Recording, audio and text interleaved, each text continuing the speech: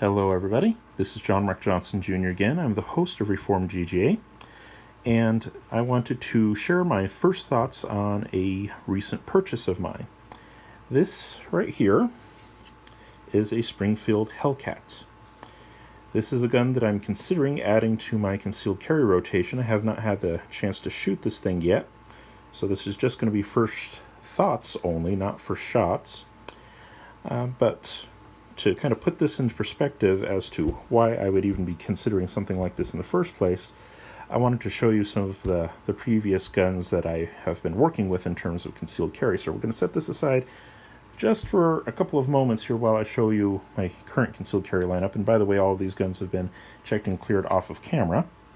But the gun that normally is my concealed carry gun is this right here. This is a CZP-10C with an extended 2-round baseplate magazine and a hollow sun optic on a Picatinny mount on the rear dovetail, in a Galco holster that I have modified to accept the red dot mounts.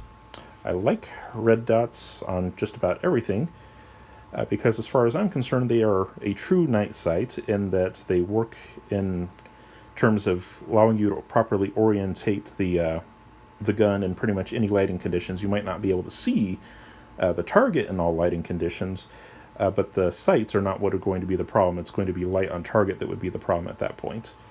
And also, given that I have vision problems and I don't always wear my glasses, having a sighting system that will allow me to use the gun without having to have my glasses on is nice, and red dots do allow me to do that.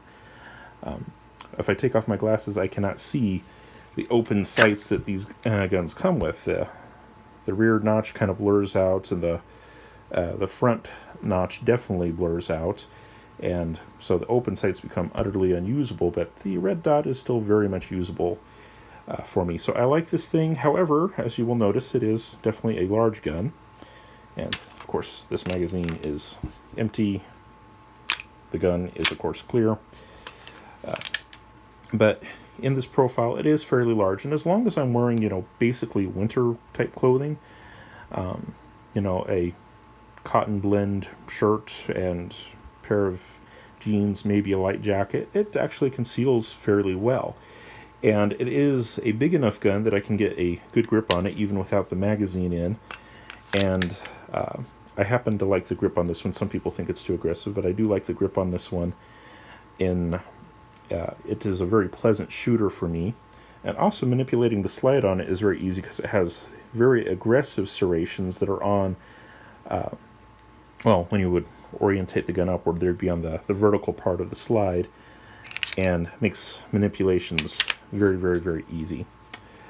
So it's very easy to use. It's a fairly big gun, so I can get a good grip on it. Of course, being a bigger gun, it's also a little bit heavier, so it's not going to be as snappy. It's got a sighting system that I like on it. Manipulating the slide is quite easy because I have nice deep serrations on what would be the vertical part of the slide as the gun is oriented, if the gun is oriented upwards. The grip texture is very aggressive, and because this one is a striker-fired gun, the trigger pull is very consistent. So I do like this one, but it is, of course, a little on the large side. So that is a little bit of a problem, but otherwise I very much so like this gun. But just to give you kind of a comparison of size and how it fits in the holster and all that, it's almost 9 inches on the diagonal. So it is pretty good size, and of course vertically that red dot definitely does add a little bit of height to the overall package as well. Alright, a gun that I have also used in my concealed carry rotation is this one right here. This is a Bersa TPR-9C in a Klinger holster. I don't know if I mentioned it, but the CZP-10 was in a Galco holster. And this Klinger holster is kind of built up on top, and so it actually takes up quite a bit of space. And so even though the gun itself is definitely smaller, the overall package isn't that much smaller. It's only about 8 inches versus 9 inches with the other one. But this gun has been a favorite of mine. The grip on it is extremely wide, and because of that it tends to roll in the hand a little bit, so it could be a little bit more comfortable that way. The grip isn't quite long enough for me to get a good grip on without having this little pinky rest on the magazine. And again, this gun has been checked and cleared off camera. I'll go ahead and show clear though. That right there is a dummy round that I have in there because this is a hammer-fired gun, and hammer-fired guns can be susceptible to firing pin breakage if you dry fire them without having a dummy round in there, so that's what that is. But this one, of course, is double the single action, and this is what I started with because I consider double the single action guns to be, in fact, safer. And to a large extent, I think that still holds. I think that a striker-fired gun in a proper, firm holster like this one that covers the guard and properly secures the weapon is perfectly fine. But hammer-fired guns do have their advantages in terms of safety as well. And this is kind of what I started with, was hammer-fired guns, and especially the double-action, single-action hammer-fired guns I was especially fond of, and still am fond of. This one has a safety decocker. When you press up, it's safe, and it also automatically decocks the weapon all in one motion. I like that. The controls on it are very big, easy to hit, and that makes it a fairly decent, not perfect, but fairly decent target gun. It is definitely big enough to get a full grip on. It's a little bit too big for me, but it's still not bad. Very easy to manipulate controls that are pretty much fully ambidextrous except for the magazine release. The magazine release, though, while it is on one side, it is swappable, so not quite ambidextrous, but pretty close to being ambidextrous because it's swappable. It does not have a consistent trigger pull because it's not a striker-fired gun. It is a double single-action gun, so the first trigger pull is very heavy. This one's about 9 pounds, and it's a very long, heavy 9 pounds, and it starts to stack quite a bit towards the end. However, once it goes into single-action mode after that first shot, very, very short take-up and very light. It's only about 4 pounds, so once you get into single-action mode, this is a very pleasant gun to shoot. I have not shot with it as much as I should, and so I'm kind of out of practice on it, and have not done quite as well with it as I have done in the past, and that's what happens when you don't practice as much. But overall, it's a gun I've had very good experience with, very good gun in general. Just to compare magazines here, the magazine for my CZP-10 right here is a 15-round magazine with a 2 extension, so my CZP-10 in this configuration is a 17+1 gun. My Bursa, its magazine holds 13 in a magazine with a pinky rest extension on it, and so it is a 13+1 gun. And just comparing the magazines here. Okay. So their magazines are overall not really all that different in size. I mean, they're definitely different, but not hugely different in 13 versus 17. And so a lot of times I do wind up defaulting to the CZP-10 because even though it is bigger, the overall package is bigger by about an inch, but I gain quite a few more rounds for that, and I have a better sighting system, and the trigger pull is, of course, consistent because it's not double single action, it's just striker fired. So there's a lot of reasons why I wound up going with the CZP-10. But the Bursa still kind of holds a near and dear place to my heart, and when I want something that's a little bit more comfortable, I go with it. But neither of these guns are particularly great. This one, what did we say on the diagonal was? This one is about 8 inches on the diagonal. And because of that, neither of them, neither the CZP-10 nor the Bursa TPR-9C are really great for deep concealment type applications. If I'm wearing a really thin shirt in particular, both of these tend to protrude quite a bit and print quite a bit is what I was trying to say. They both print quite a bit. So what I'm hoping is that the Springfield Hellcat, once I find a decent holster for it, provided that it shoots okay, I'm not going to carry a gun that doesn't shoot well, but provided it shoots well, I hope to find a fairly small holster for it that does not print nearly as much. And of course, just in comparing the guns themselves without the holster is definitely a big part of it, but I don't have a holster for the Hellcat yet, so just in comparing the guns, there's the Bursa, which of course is a very chunky, fairly small but fairly chunky gun. The itty bitty tiny little Hellcat, And then, although it's very svelte, it is still overall very long P10C. So it's definitely considerably smaller than either of its competitors in my lineup. Other people would have different guns that they would be comparing to and using it in contrast to, but yeah. Alright, so put those off to the side for now, and let's focus on the gun itself. Now, by way of background, I'm not a huge fan of Springfield Armory in general, and those of you guys who have been following various things that have happened in the 2A community know that Springfield was involved in a little bit of naughty business a few years ago, where they basically sponsored an anti-Second Amendment bill in their home state that would have that limited the freedoms of people in their own states, but included a provision for them to sell out of state. That, of course, did not sit particularly well with most of the people in the 2A community who heard about it, at least. The idea that a gun company would say, well, we want everybody to have guns, we want to sell guns to everybody, but if the state legislature decides that, people in our state don't get guns, well, that's fine as long as we get to sell to other people. That really did not sit well with a lot of people, and frankly, it didn't sit very well with me either. For a long time I kind of ignored Springfield Armory just because of the politics.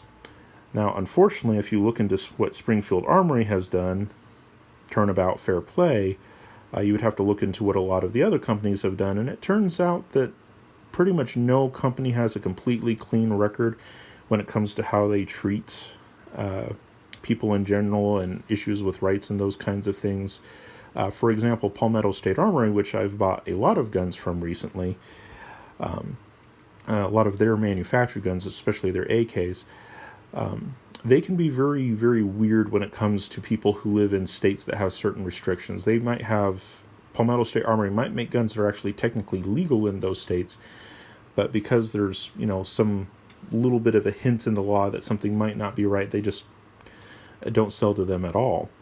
And it really ticks off those people who are in those areas that are technically legally allowed to have these things, but Palmetto decides to, err on the other side of the law, and basically keeps those people from having those guns that they could otherwise have.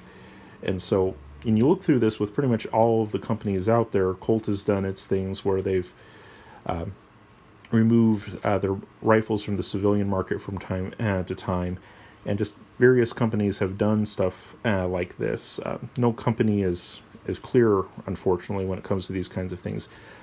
Bill Ruger, for example, was actually a favor of a 10-round magazine limit for all guns in America and even worldwide, but especially even in America, and that's why his famous Ruger 1022 comes with those little itty-bitty 10-round rotary magazines. Those were his idea to kind of get ahead of all of the gun bans that he was actually in favor of, and trying to make something that would be tailored towards a gun ban market, basically. Pretty much every company has had their issues when it comes to not being entirely pro-Second Amendment, because ultimately these companies are in business for themselves. They want to make money, and they're going to protect their own interest. Springfield Armory was protecting their own interests when it came to that ruling in their that bit of piece of legislation in their own home state. They were just trying to make sure that they would still be able to stay in business by selling to others. So for them, it was the compromise that wound up keeping them in business. But pretty much all of the companies have done that to one extent or the other, and because of that, consistency would require that if I'm going to buy from these other companies that do things like that, well, then I should at least be willing to look at Springfield. But I did have some requirements. First of all, on the Springfields, I've never been a fan of the grip safeties. So you'll see that on the Springfield Hellcat, there is no grip safety. That was definitely a requirement for me. Could not have a grip safety. Also, I have been doing the striker fire thing recently. That's where the P10 came from. striker fired. I've been trying to go to striker fired guns because the trigger pull is, of course, consistent with a striker fired gun, or at least more consistent with a striker fired gun. And so I didn't want to do, say, the XDE. The Springfield XDE I've had experience with. I've shot them several times, and I've known people who've owned them and shot with them several times. And they're actually very good little guns in terms of functioning and accuracy and things like that. But I'm looking for a more consistent trigger pull and not having to learn the double to single action, which is not overly hard. Okay, if you want to go double to single action, it's perfectly fine. I'm just trying to streamline what I do, and having to worry about the double to single action is just one less thing to worry about. And also the safeties and all that kind of thing. You let the holster be your safety with a striker fired gun, basically, and it streamlines the overall process. So yeah, no grip safety, and it is not a hammer fired gun. Instead, it is a striker fired gun, and it is small enough to really get my attention in comparison to the guns I already had. Yes, the Bersa TPR-9C is already a fairly small gun, but it's also fairly thick, but still not quite as small as I want for deep concealment purposes. And the CZ-P10C is technically a compact, but with this magazine in there, it basically has a full-size grip, and so it is, for all intents and purposes, it might as well be a full-size gun. It's technically not, but it might as well be there. So this thing was small enough to get my attention. Springfield finally got rid of the stupid grip safety, and it is a striker fired gun, which is going to be a nice complement to my full-size CZ-P10 here. And so that got my attention. Now, in looking at this thing, there's lots of things that the media really hyped up about it that I will be perfectly honest, I am not overly enthralled about. First thing is the sight picture. The sight picture is nice, it's functional, but there's a lot of people that were making a really big to-do about this particular sight picture with the U-notch and whatnot, and frankly, Glock already had a U-notch. It was a squared-off U, but Glock already had a U-notch. It wasn't the newest thing ever, and everybody who uses these kinds of sights knows that they're not very precise. They're fairly fast to acquire, they're fairly easy to acquire, but they're not particularly precise, and so if you're trying to do much target shooting with it at all, that can be a significant issue. My bigger problem with the sights, though, isn't whether or not the U-notch is good. I think pretty much everyone is in agreement that U-notches are good for picking up the sights quickly, not very good for accuracy. I think pretty much everyone is in agreement with that. But what gets me about it is that the front sight does have a little bit of tritium in it, which would technically make it a night sight, but the problem is that the rear does not. And so if I try to use this thing in a low light setting, well, I can make out the front sight, but I can't tell if it's in the notch or not, or if maybe I'm just holding too low and it's off or not, because the rear notch doesn't have any tritium. Proper night sights need to have tritium both front and rear so that you can get alignment in low light conditions. If you only have it in the front, you're only going to be able to make out the front. You're not going to have any idea where the back one is if the lighting conditions are low enough. Which again is why I like red dots, because red dots you don't have to worry about that issue with. There's the red dot, that's where your gun is going to shoot. That's what you need to know. Now, of course, that doesn't necessarily mean that you're going to be able to find the target necessarily. Okay, so having a flashlight or some kind of illumination source on hand is always good. But in terms of the sighting system, being able to align the gun, it's basically self-contained. To that end, you will notice that I did get the one with the slide cut so that I could put my own red dot on here. If I like how the gun shoots, I will definitely be putting a red dot on here. Of course, it'll have to be a fairly small one, but I will be putting a red dot on there provided that the gun shoots okay. But in terms of the sights, I'm not really all that enthused with them, not so much because it's a U sight. The limitations of those are well known, but because it is basically billed as a night sight, but it isn't really a true night sight. It has tritium in the front, but not in the rear, which means you cannot get proper alignment in very low light conditions. So it's not a true night sight. Also, another thing that was advertised about this gun as being, the greatest thing ever, just making sure it's clear here, is the standoff feature. This rod, the guide rod, protrudes a little bit from the end of the barrel, and the idea is that if you press against something, you won't move the gun out of battery because that rod will keep the slide from moving. And if you're low on the gun, that works. However, and yes, this gun is clear, but however, if you're high, you can move it out of battery, and it doesn't work anymore. So this whole idea of having the standoff built into the gun is an interesting concept, but it only works halfway. If I hit it at one angle, it's good. I can still get the shot off. If I hit it at another angle, it doesn't work. So is it a true standoff type pistol? No, it is not. This is not going to have the reliable standoff capabilities of, say, a revolver or something like that that doesn't have a slide that can be moved out of battery by pushing it into something.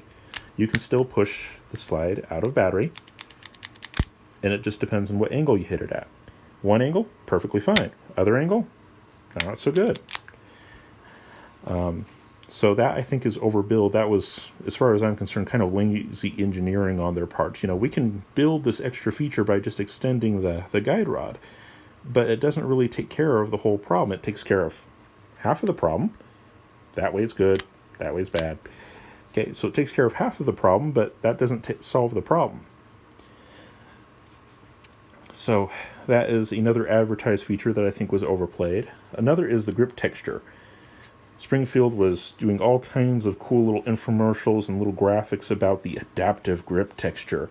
And the grip texture, I will say, is nice, but there's other grip textures out there that are very similar to this and how it functions in the hand that I would say are also perfectly adequate. For example, Talon Grips makes a sandpaper type grip that you can put on just about every gun that is out there right now. And that feels very similar to this. This is a little bit more subdued than the Talon sandpaper grip, but it's kind of more or less the same net effect. It's not overly special. It's not bad, but it's not, the latest, greatest, most awesome, wonderful thing out there. It's a grip, and it's a grip texture that is nice, but that's all that it is. It's a nice grip texture, but it is not revolutionary by any means. There's other grip textures, like I said, out there that are similar, that are also perfectly sufficient. And some people do complain about the Talon grip sandpaper grips because it rubs against them wrong. And this one, I could see how it could rub some people wrong a little bit as well, but it's not too aggressive. And those Talon grips, you can make them less aggressive by simply just scratching on the side that'll be towards your body, towards your flesh. And of course, the actual sides themselves are not what is important for grip. It's the back that's important for grip, and of course the front that is important for grip. And so those Talon grips can be very easily modified to something that would function very similar to this. It is nice that it comes with it already on the gun, and you don't have to get an aftermarket part, I'll give you that. But it's definitely far from revolutionary. Okay, and let's see, other things that was billed as that... Oh, another thing that is worth talking about is the slide serrations. I don't think that they necessarily build the gun as having great slide serrations, but I will say that they are bad enough that it is worth mentioning. Because like I said, on my other concealed carry guns, the slide serrations are very thick, very sharp, very aggressive, very easy to manipulate.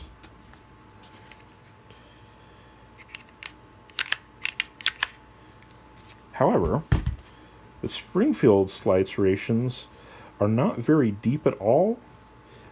The top parts of them are somewhat sharp. The bottom parts are not at all. So if I try to get close, which is going to give me a little bit more leverage, I don't have the sharpness close in. If I move further out, I get the sharpness, but I don't have the leverage. And this slide, by the way, is a very difficult slide to manipulate. And so I can do it, but it is not very pleasant. I usually find myself actually pushing on the front of the slide itself, because that is considerably easier to work with, but the slide serrations that they have on there are next to worthless. I understand why they made them so small. They had a very small gun to begin with, and you want enough material there to actually be strong and deal with the firing cycle, so they didn't want to make it cut too much into the material. I get why that is the case, but that's pretty much useless. I really think that they could just put a couple of notches up here at the front for you to pull your fingers into without having to get too far forward and get on the muzzle, and that would take care of pretty much all of the issues. But if you're someone who has grip problems, arthritis, whatever the case it happens to be, this gun is not going to be terribly easy to manipulate for you. Just saying. Okay. And in general, I do not recommend small light guns like this, because this is fairly light. I don't even know if it's 18 ounces in total. It is a very light gun, and I would not advertise or recommend very light guns for people who have, wrist problems or joint problems in general, because they're going to be very snappy, and you add a very difficult to manipulate slide on top of that, and yeah, it's just a relatively unpleasant experience that way. So, bear that in mind in getting a gun like this. Now, on the positive side of it, I've already mentioned that it doesn't have the grip safety, woohoo, and it is striker fired, so consistent trigger pulls, good for that. I guess I'll go ahead and mention that while I'm talking about the negatives. The trigger pull on this thing is fairly heavy. I put it on my gauge, and the gauge was actually having a little bit of a hard time with it because it's a flat-faced trigger, and so sometimes the gauge would kind of tend towards the top, and sometimes the gauge would tend towards the bottom. If the gauge tended towards the top, it was about a 6 3/4 pound trigger pull, and if the gauge tended towards the bottom, it was closer to a 5 3/4 pound trigger pull. So it's a little on the heavy side, but what gets me about it is that once you get past the take-up, you get to the wall and it's almost automatically immediate stacking. Now the let-off is fairly crisp, but it stacks almost immediately, and I could see with a small gun like this, with there being the added recoil from it being small, that's just how small guns are. You take the same size bullet and shoot it out of a smaller package, you're going to get more pushback on it. I can see that fairly heavy stacking issue with a fairly heavy trigger and a very snappy gun producing some problems for a lot of people. I think a lot of people would find this relatively unshootable just because of that combination of features. A very light gun, it's 9mm, and so it's going to be a fairly stout amount of recoil for something this small. Combine that with a fairly heavy trigger that stacks, like I said, pretty much immediately. It does have a very crisp let-off, but it stacks pretty much immediately. I could see that being problems for lots of people. Let's see, other negatives that we need to talk about. Oh, the other major negative, and yes, I'm doing all the negative things just to be fair and honest about it. The other negative thing is the takedown lever. The takedown lever on this thing goes up. I don't know if it's like that on other Springfields. I assume it probably is. But the takedown lever you have to push up, and it's fairly stiff. Pull it just like any other striker fired. Comes apart. You have the recoil assembly, and it's kind of a inside of inside kind of thing. That doesn't bug me at all. Fairly normal barrel and slide assembly.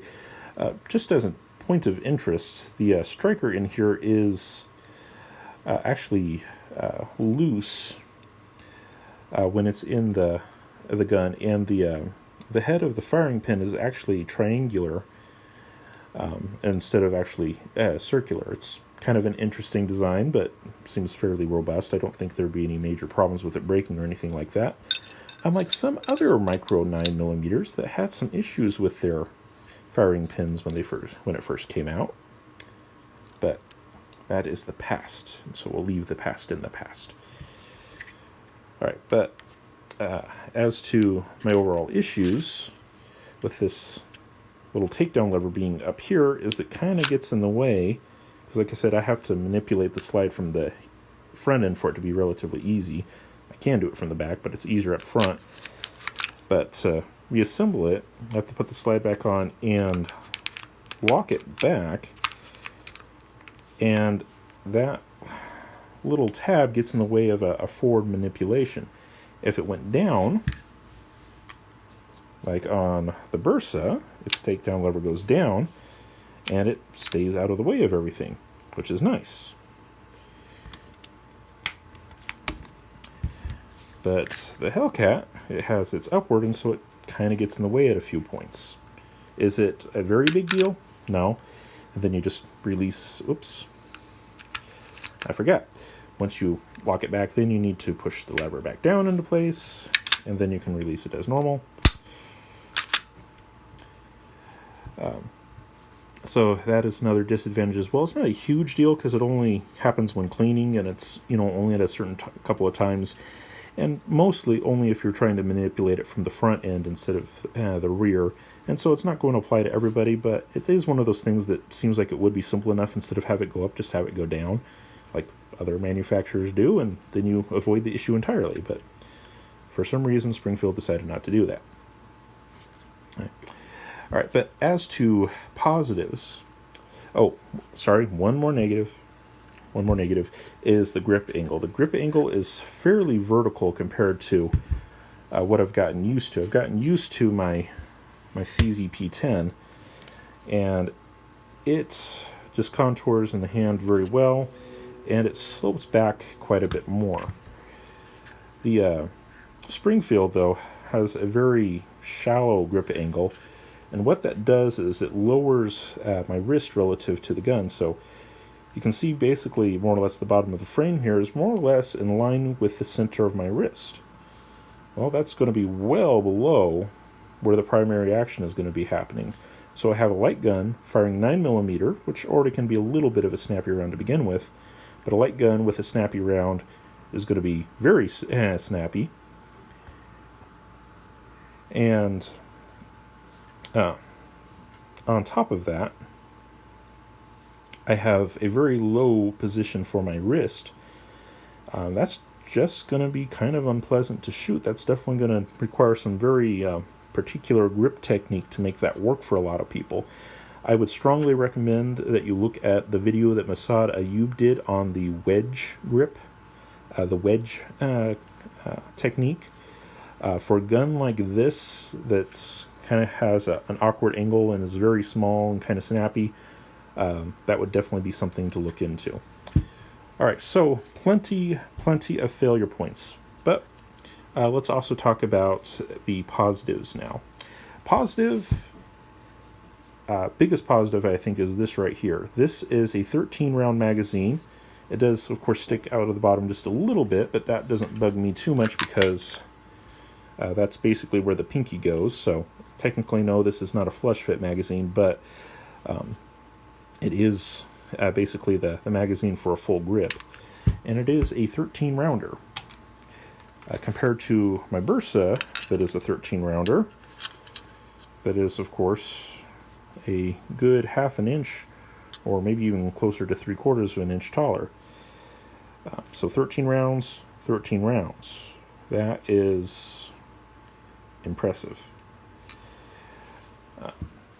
So capacity is definitely a very real bonus on this thing. This thing also did come with a flush fit magazine that held 11 rounds. However, that flush fit magazine basically just went to the ends of these little tabs on the grip and leaves my pinky floating, and with this gun already being kind of low in the hand anyways because of the grip angle and being small and having a fairly powerful round for at least as small of a gun as it is, I'm just not planning on really using that. The 13-round magazine is what I'm interested in. So that is a great advantage. Another positive thing that I very much so do like about it is that it has a relatively well-pronounced beaver tail. And pretty much no matter how I grip this thing, and even no matter how much I try to press into it, it does a pretty good job of protecting the back of my hand. And of course, I am a rather portly fellow, and so I tend to have some extra meat on my extremities, and making sure that those extra meaty bits do not come in contact with the slide, or if this was a hammer-fired gun, the hammer, that would be a fairly big deal, which, by the way, is why my TPR-9C has this little bit of tape on the end of its tang, which serves to further protect my hand when it gets up, because I do get a little bit of hammer bite from this gun when I really choke up on it. And that just prevents that from happening. So yes, I'm lazy, I'm cheating, but I know, hey, it's my gun and it works just fine, so who cares? But yes, I definitely appreciate the web of my hand being protected. And the Hellcat seems to do that quite well. Like I said, it is kind of small compared to other guns, but like I said, no matter how I place my hand on it, it seems to do just fine at keeping me away from the slides. So kudos to them on that. Great design features on that one. Another design feature that I really like about the Hellcat are these little forward textured spots. I don't necessarily think the texture itself is so great, but they are divoted into the gun just a little bit, and they provide really great reference points for both the index finger and the offhand thumb. So that part is very nice.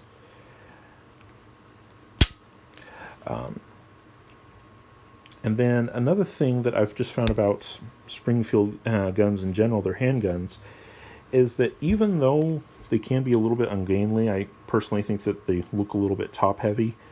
And even though the triggers are strange, my experience is that they shoot considerably better than they feel just because of the overall combination of features. If you know how to get a good grip on the gun, and like I said, please watch Masadia Yu's video on the wedge grip, and you'll see what I'm talking about. But if you know how to get a proper grip on the gun, I think that this thing could actually be a very good shooter.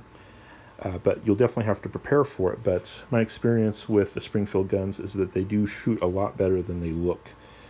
And so for all the weirdness and ungainliness of them, there is that going for them. Just kind of the right combination of features to make them very shootable. Another advantage, another good thing about it would be the magazine release. You'll see that it has a little bit of a protective hump here to keep it from being accidentally hit. But relatively easy to manipulate. Let's see. Go ahead and get a full firing grip here. Do I have to take my hand off the grip to release it? No, I do not. I just bring my thumb down and push a little bit, and I'm good to go. I do not actually have to release my grip. I do have to release my pinky so that I can get stuff in there, but I don't actually have to reorient my hand. That's not going to be the same for everyone. If your hands are either very, very small or very, very large, that's not going to be the case. But for me, just go down, apply a little bit of pressure, and I'm good to go. So that is another very true positive about this gun. Also, I will say that I do actually like the feel of the flat face trigger. My trigger gauge did not like it very much, but it actually does feel nice, and I do like it in general. Like I said, there is a lot of stacking right there once you get to the wall, but it is very crisp, and the flat face of the trigger does actually feel fairly nice. So, is it going to shoot as well as, say, something like the SIG P365? I personally don't think it will, but I think it does have some significant positives. A 13-round gun, compared to the previous 13-round gun that I carried, 13 plus 1, I should say, and yeah, definitely thinner, a little bit shorter, definitely shorter in the grip, much smaller, much more compact, much more practical that way. So those are my initial thoughts of the Springfield Hellcat. Most of the things that are advertised about it as being super wonderful, great, are fine, but I don't think that they're particularly great or wonderful or innovative. They're okay.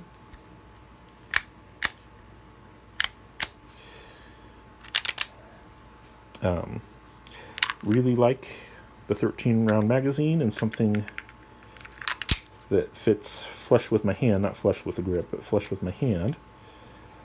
Very, very svelte little gun. Overall, I do like it. It'll be very interesting to see how it shoots, though. All right, that's all that I've got to say, at least for now, until I've done some shooting with it. Thank you all very much for your time. For those of you who are in Christ, go with God and be blessed. For those of you who are not, I would pray that you come to know the true Christ of history, the only genuine Savior of mankind. Amen.